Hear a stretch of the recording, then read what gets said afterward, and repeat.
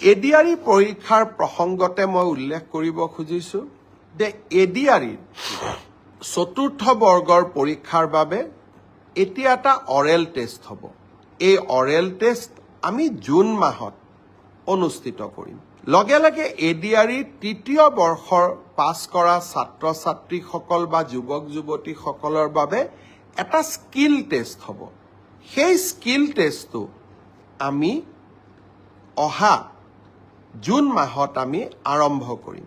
আমাৰ লক্ষ্য হৈছে যাতে এডিআৰইৰ নিযুক্তিও আমি 10 অক্টোবৰত দিব পাৰোঁ আৰু নৱেম্বৰ, ডিচেম্বৰ, জানুৱাৰীৰ ভিতৰত এডিআৰইৰ নতুন এডভাৰটাইজমেণ্টটো আমি যাতে দিব পাৰোঁ।